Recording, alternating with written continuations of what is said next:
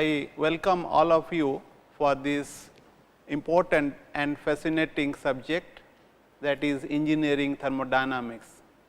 All of you might be aware of this thermodynamics, because in your courses like +2 science and here also you might be exposed to the various concepts of thermodynamics.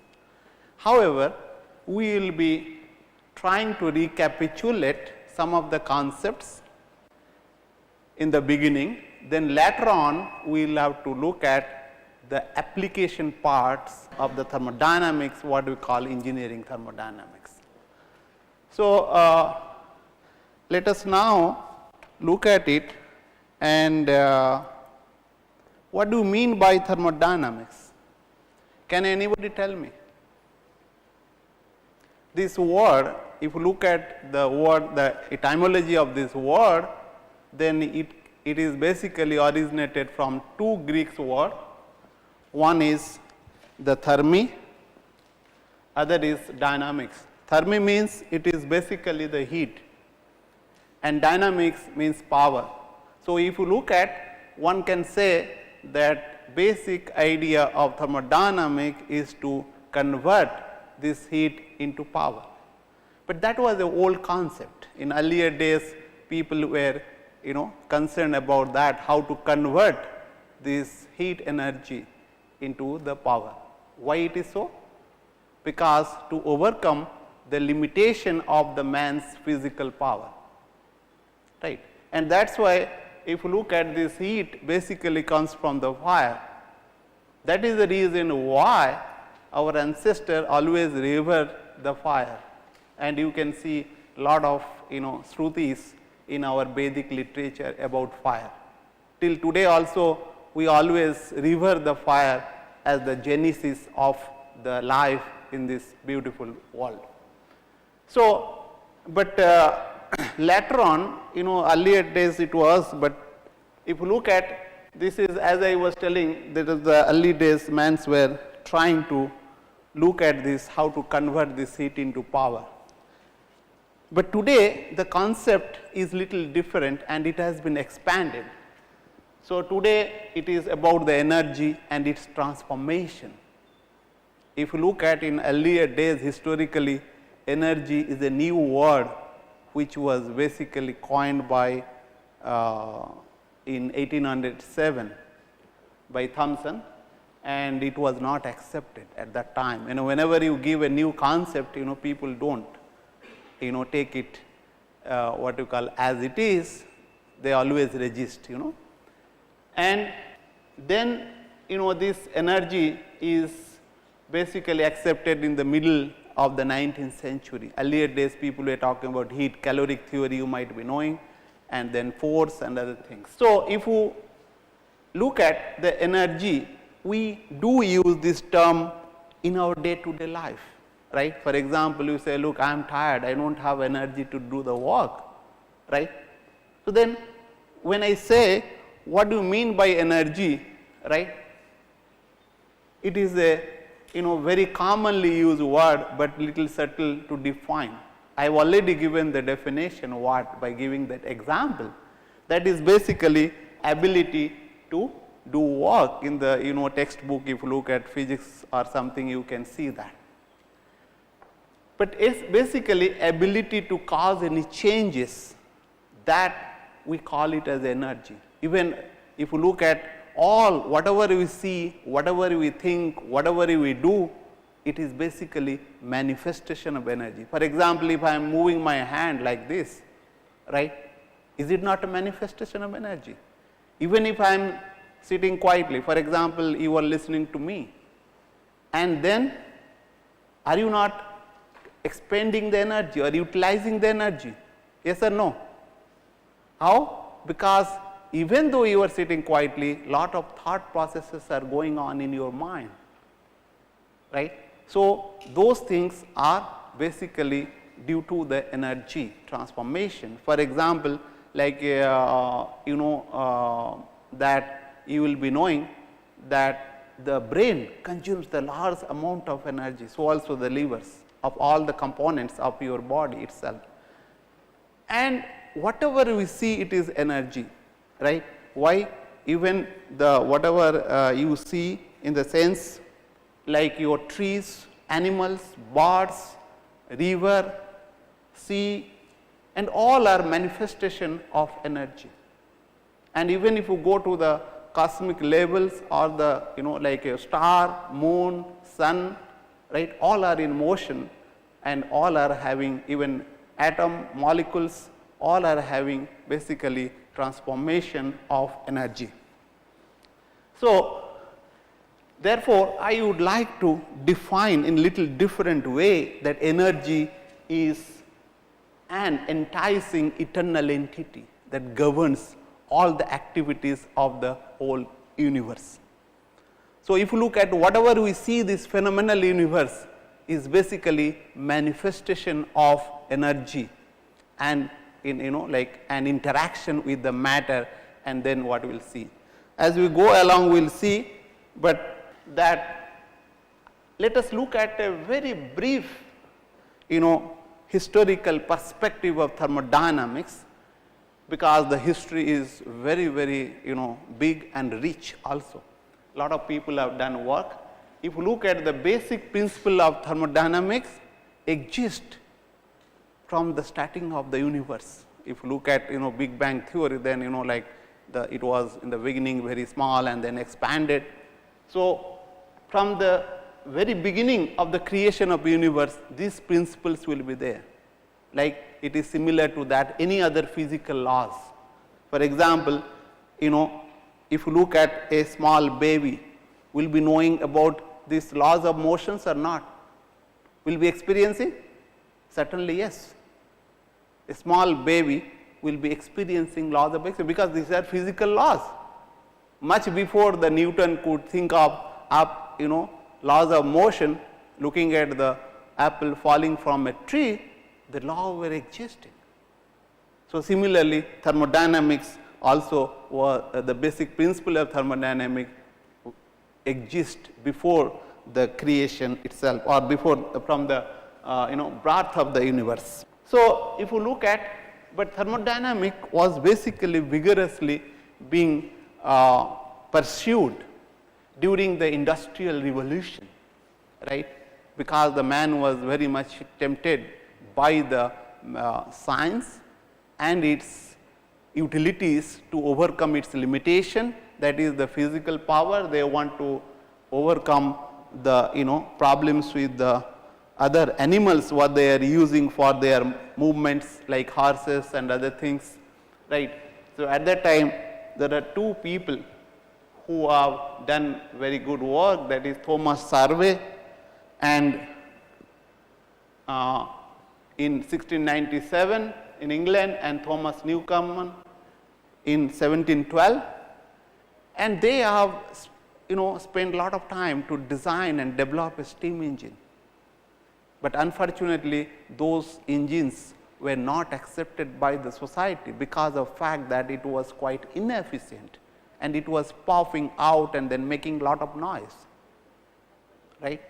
And it is not that these two guys did that. A lot of other people might have burned their fingers for developing an engine to have some power, convert this heat into that. Later on, the James Watt is the person who improved this inefficient steam engine and could manage to develop a little better one so that it can be accepted. He, along with Matthews Boulton in 1776, developed a engine, steam engine, and commercialized. If you look at today, that steam engine is out of business. Am I right?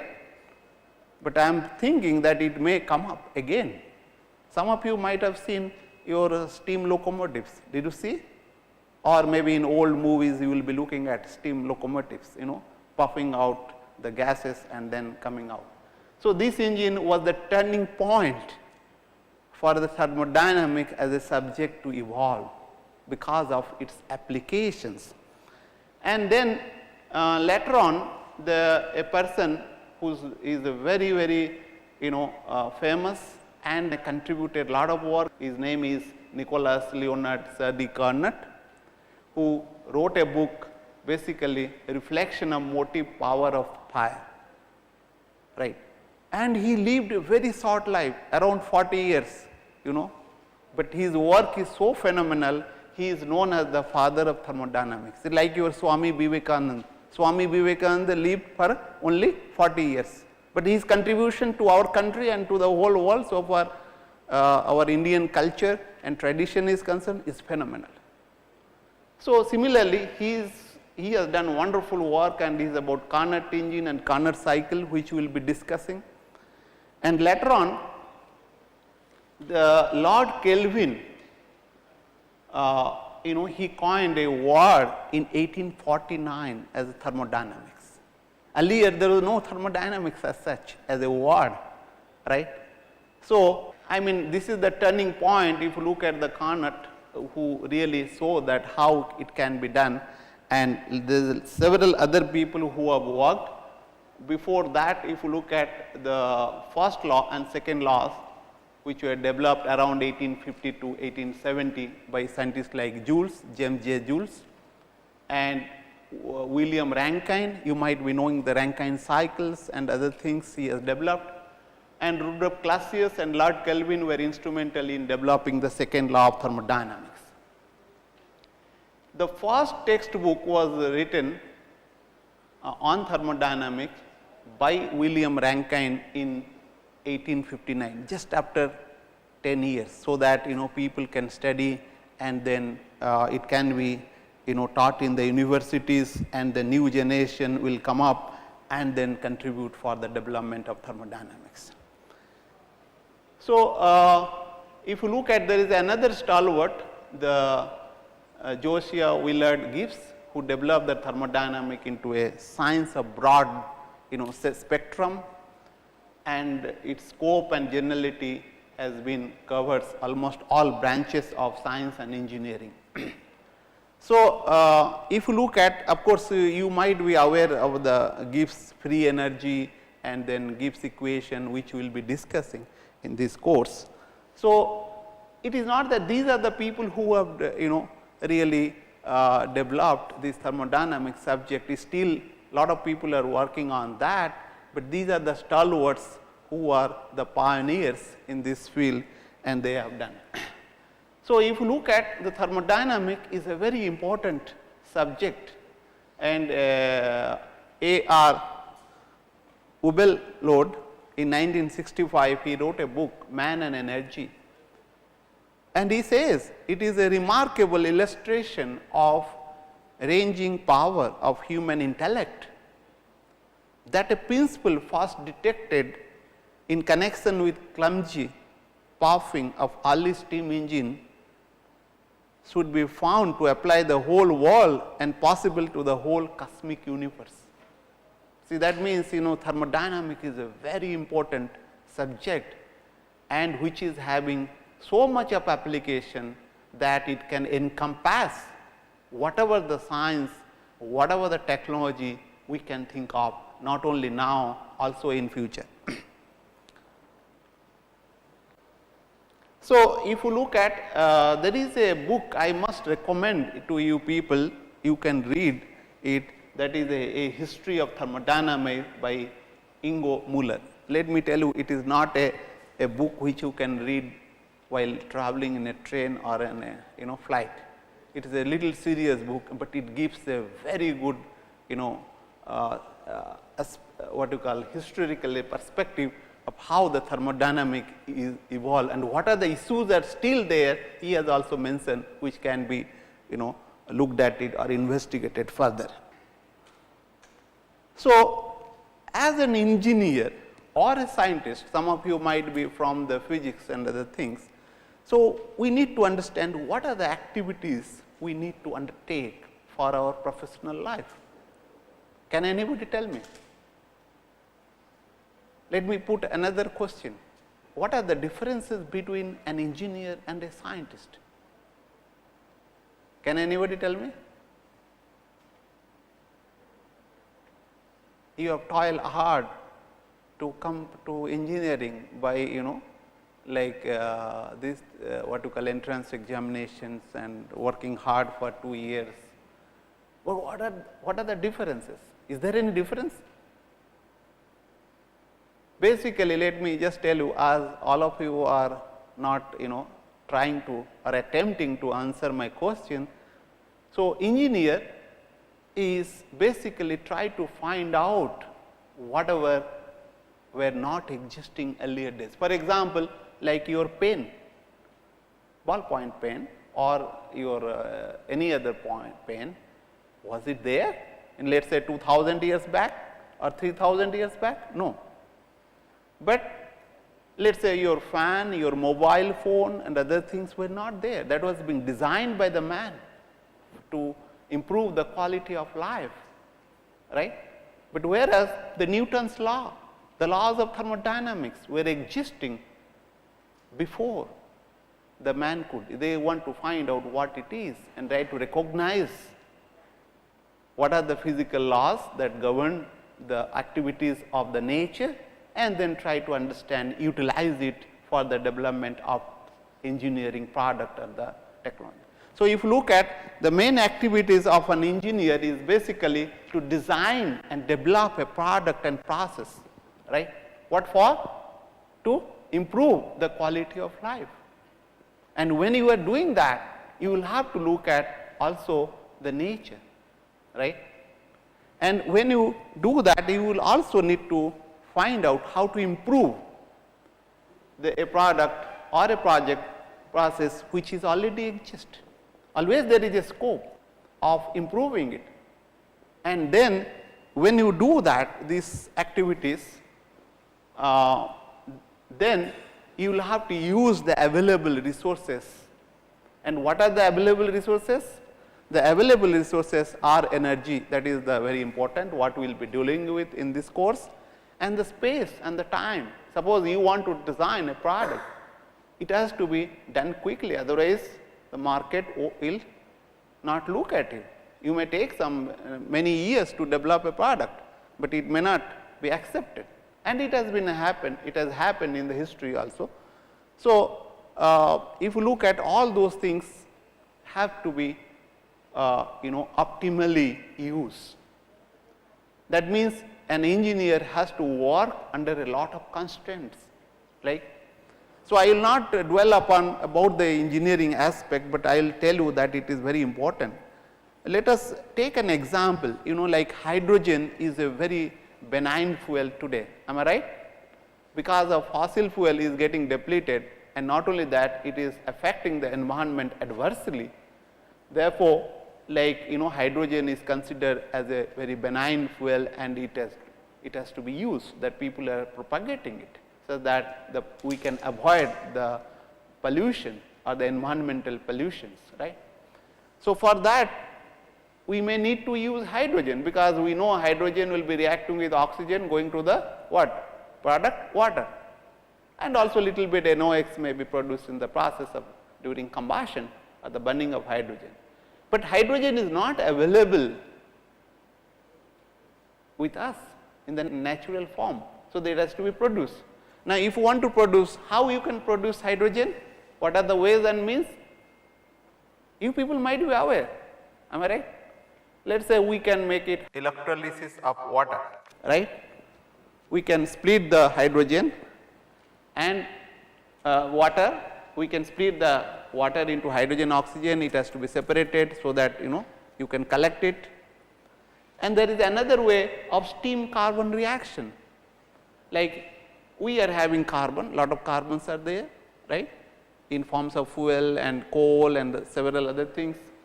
Like carbon can be reacting with water, going to the carbon monoxide and hydrogen. So, carbon monoxide is reacting with water, going to the carbon dioxide and hydrogen, right.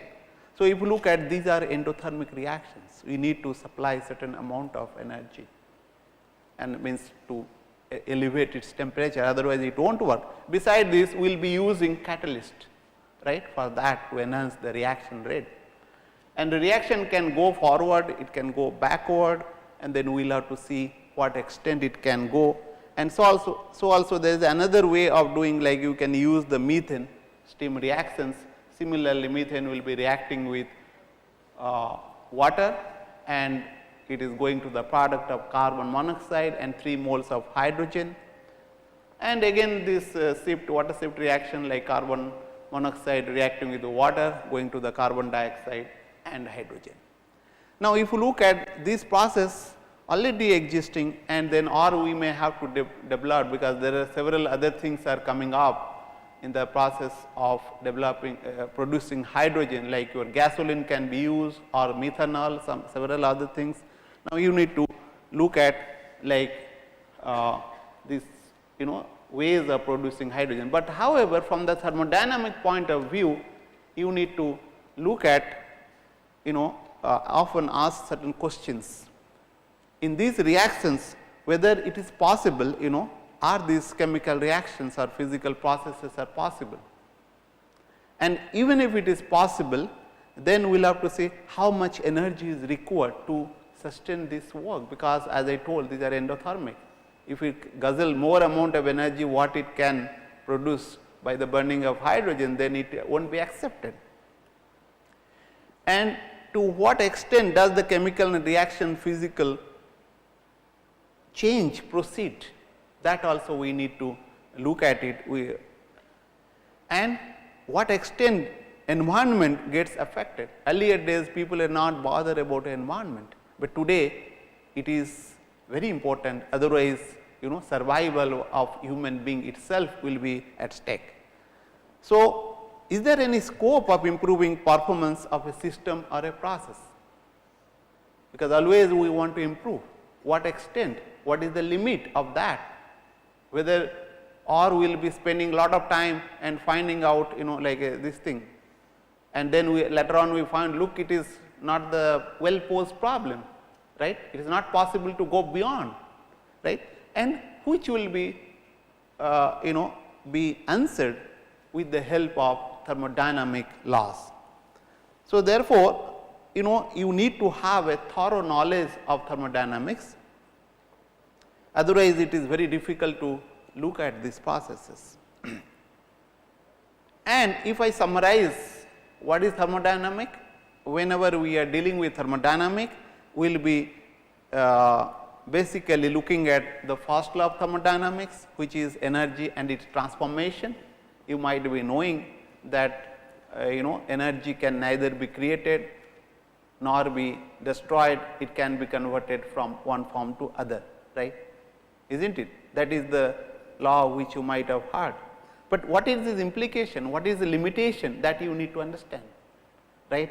And we will be discussing elaborately about the first law of thermodynamics, and we will be applying it for analyzing certain problems related to engineering aspects of that.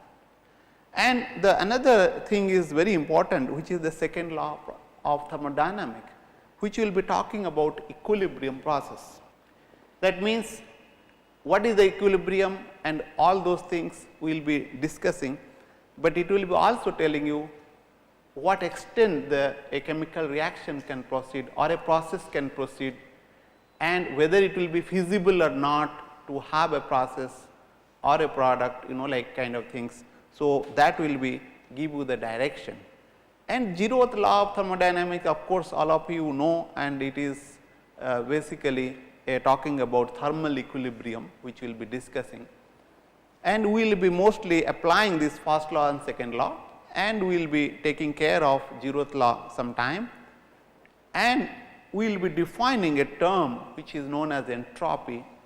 And entropy is very important. It is not only applied for the thermodynamics or the engineering applications, nowadays people are applying for economics and other things. So, that is the third law, which is defining the entropy, but we will not be using much, but what we will be using in our course is the first law and second law of thermodynamics and zeroth law to some extent.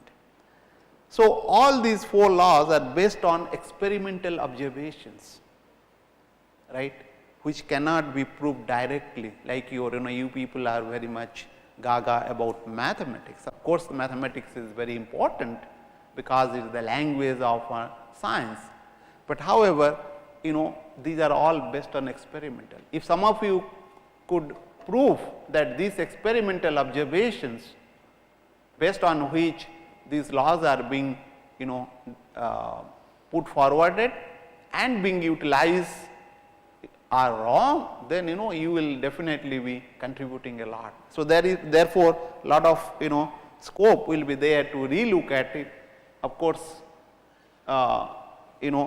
one has to have that courage to challenge these laws and prove that it is wrong.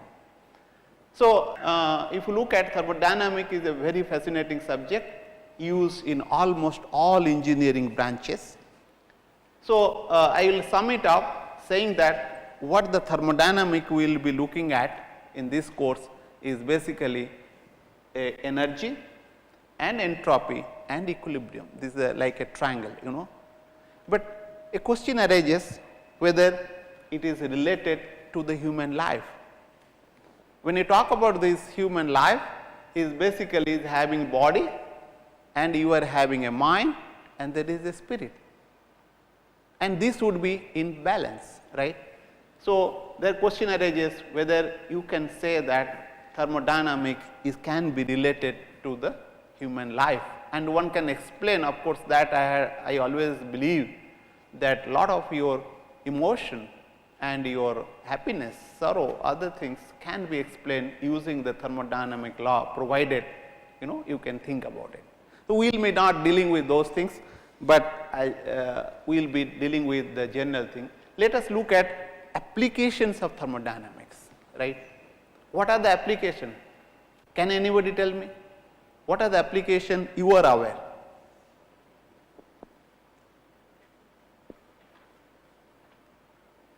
So, you can look at your household, even right now in this room, right. You are having, let us say, camera, you are having light, right.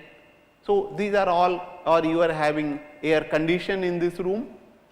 So, these are all thermodynamically systems which can be analyzed with the help of thermodynamic laws. So, just to give you some example, like as almost all engineering activity involves the energy and its interaction with the matter. So, let us take for a few examples of them. For example, we use in our modern day life to have a better quality life, what we call that is air conditioner and refrigerators. Most of the houses in urban areas we are having, of course, you should have enough money to purchase those products, and humidifiers, cooking stove.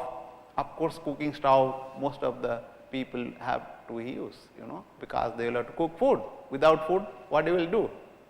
So, iron, TV, mobile, pressure cooker, and so on and so forth. You can think of a lot of things, right.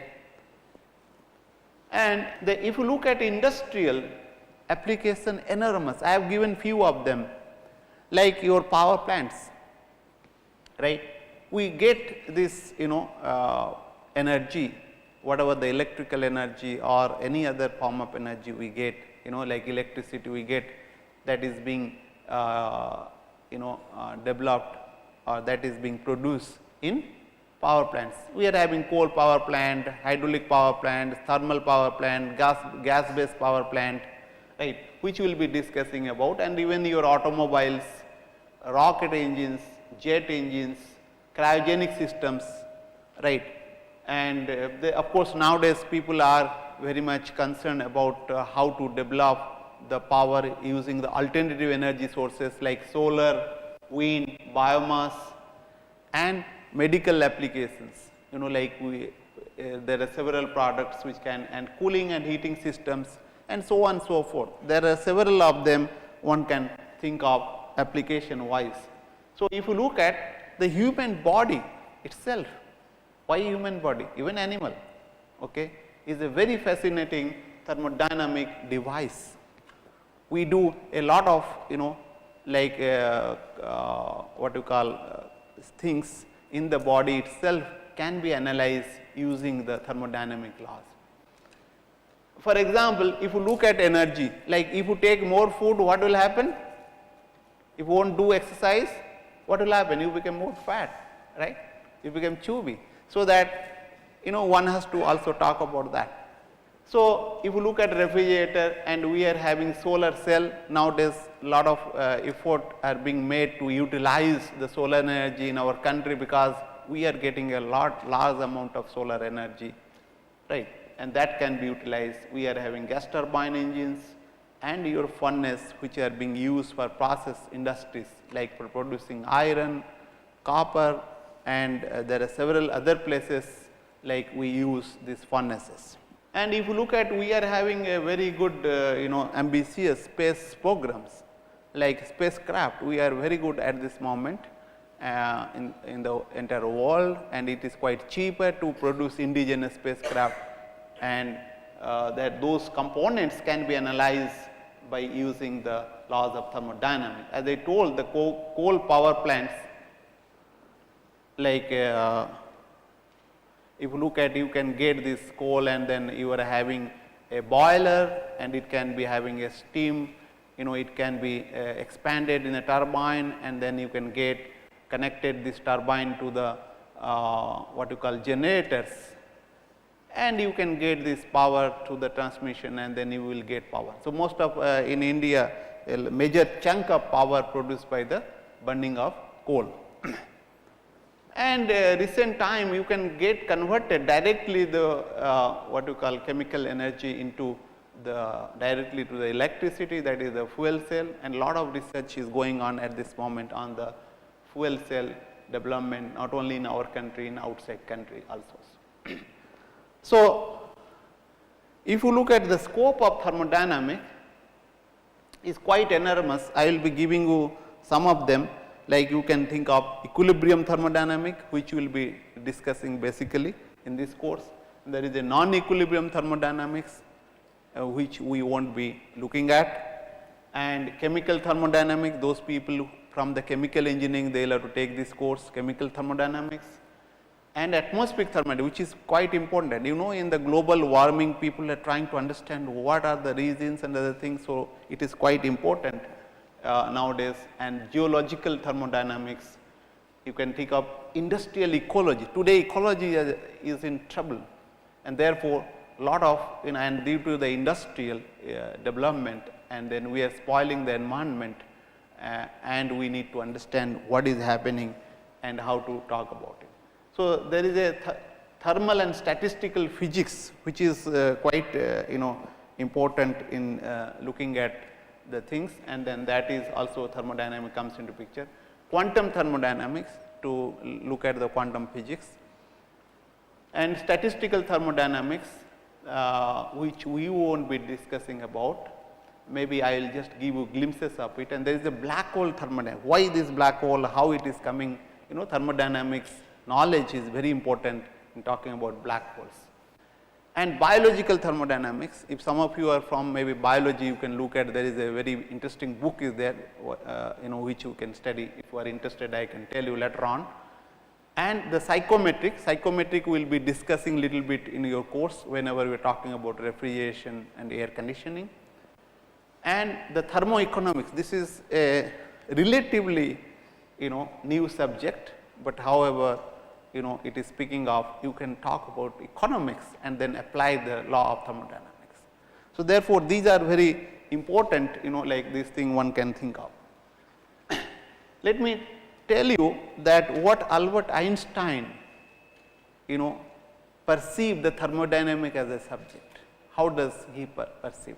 And he is one of the greatest scientists of the 21st century, and is the best, one of the best minds whatever human race has produced.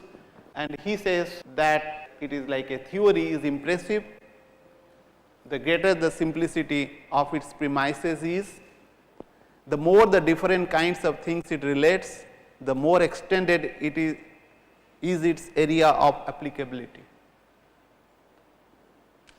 And therefore, the deep impression that thermodynamics made upon me.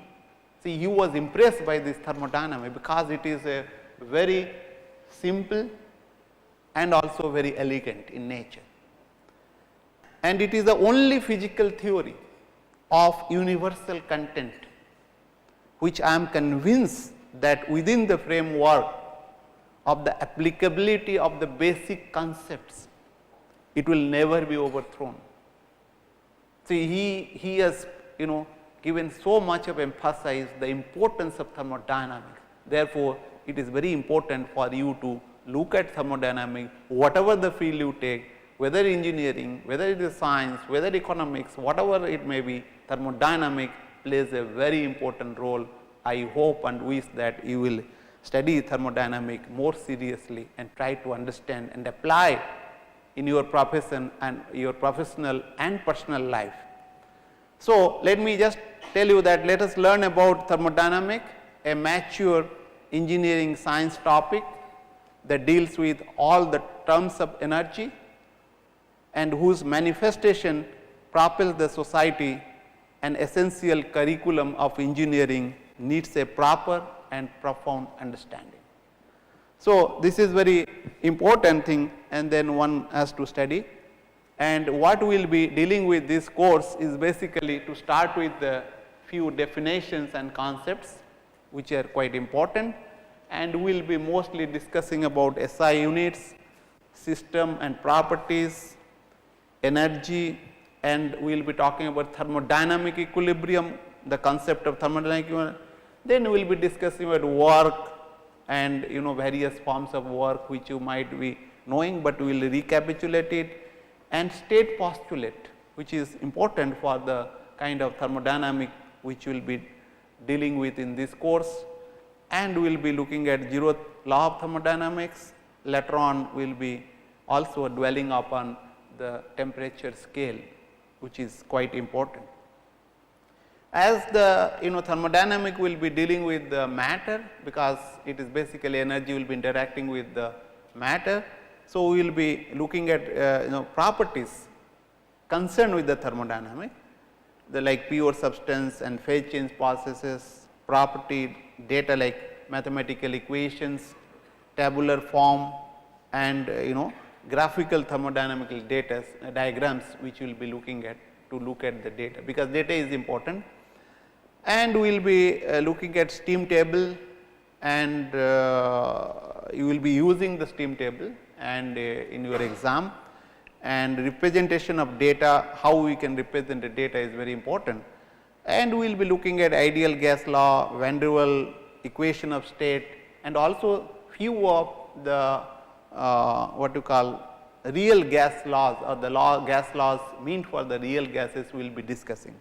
And we will be looking at compressibility chart. And in the first law of thermodynamics, which we will be applying for the non-flow processes, and we will be taking several applications, covering both the steady state and unsteady states and throttling processes kind of things, and we will be looking at charging and discharging of tanks or the pressure tanks, and several other examples we will be considering. Then we will move to the first law of thermodynamics for the non-flow process to the chemically reacting systems, and we will be also looking at fuel and combustion. These some of you will be knowing this thing like theoretical air fuel ratio, heat of reactions, and adiabatic flame temperatures and other things. So, then we will be moving to the second law of thermodynamics, its application, and before really looking at second law of thermodynamics, we need to understand what is the limitation of first law of thermodynamics.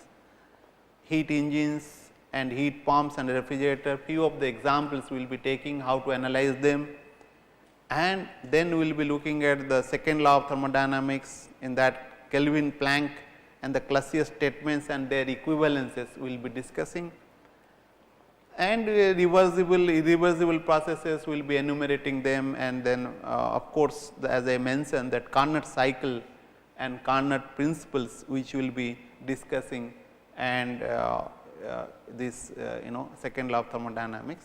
Beside this, there is a concept known as availability, which is very important for analyzing, and then we will be talking about exergy analysis. I think you may not be aware, like your entropy, exergy is another terminology, or this thing we will be using this availability. And later on we will be moving to the power plants and various power cycles, thermodynamic cycles, which will be discussing Rankine cycle, ideal and reheat cycles, regenerative cycles, all those things on the this Rankine cycle, various versions which we will be looking at. And then we will be looking at gas power cycles, in that Otto cycle, diesel cycle, dual cycle, Brett cycle, all those things we will be looking at how to use it for the analyzing the various power producing devices. And then we will be moving to the refrigeration cycle, in which we will be talking about vapor compression refrigeration and gas refrigeration cycles. And if the time will permit, we will look at the thermodynamic potential and Maxwell relations, which will be important to find out properties, and then also lot of applications like which you can use, relate the measurable property with the unmeasurable properties, and that we will be doing. So, what I would suggest that you can refer this book, textbook Engineering Thermodynamics and by D.P. Mishra, and the references book you can do, refer this thing, like is a very good book, like an engineering approach by Sengel and Bowles, and fundamental thermodynamics by Sontag and Bogne and Van Wylen. He is the first, he is the author who made this book, and later on these two authors have been added to that, and this is a quite old book and very interesting book. So, beside this you can refer any other book, but I would suggest that not only you attend the lectures, but also the reads the book, because it is very important. All the things I may not tell you, but it will be written in the book. I think we will stop over here, then we will resume the next lecture.